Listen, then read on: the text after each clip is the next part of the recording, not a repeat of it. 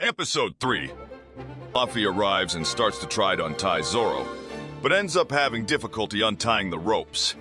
At the same time, the Marines proceed to attack.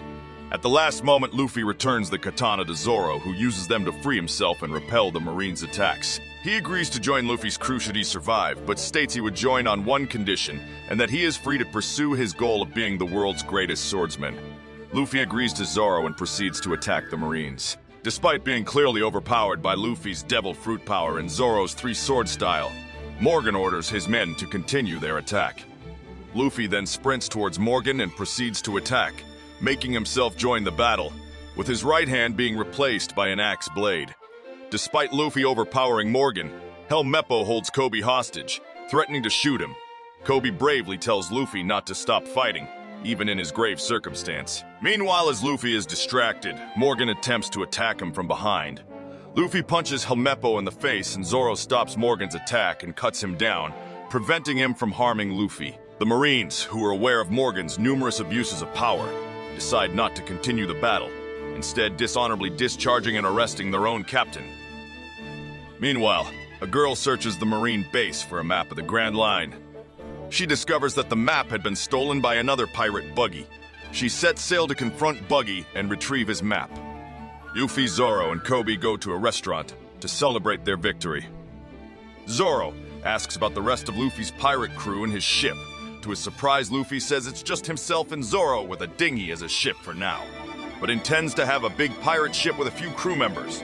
Koby explains how the world is divided. The world is divided into west and east by a continent called the Red Line, and the Grand Line is a linear sea perpendicular to the Red Line. Legendary pirate Gold Roger claimed he had hidden his treasure at the very end of the Grand Line. Koby continues to talk about his ambitions to join the Marines, but Zoro warns him about Koby's own past with the Alvida pirates, for the Marines have a top-notch information gathering. Ripper, the Marine who had succeeded Morgan as the new base commander, confronts Luffy to thank him for abdicating former Captain Morgan. But now, knowing he's a pirate, he tells Luffy of his duties as a Marine and advises Luffy to set sail.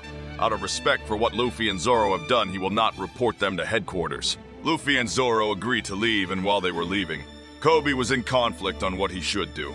The commander asks Koby, but he is rendered speechless. Luffy then outs Koby of his past as a cabin boy of the Alvida pirates and continues to provoke Koby. But Koby couldn't take the provocation any further, and he emotionally punches Luffy, and Luffy punches back, pummeling and beating Koby on purpose to convince the Marine commander that Koby has no ties with them. Koby stands up and begs to join the Marines. The commander is convinced and agrees to accept Koby into the Marines upon his request, for he has shown conviction and a strong will of justice. Upon the departure of the Straitwet pirates, Koby and the Marines salute Luffy and Zoro as they continue on their travels. While at sea, Zoro asks Luffy if there is any reason. He wanted to be the Pirate King. Luffy tells him about a promise he made to someone who gave him his hat, that he would gather a crew, find the world's greatest treasure, and become king of the pirates.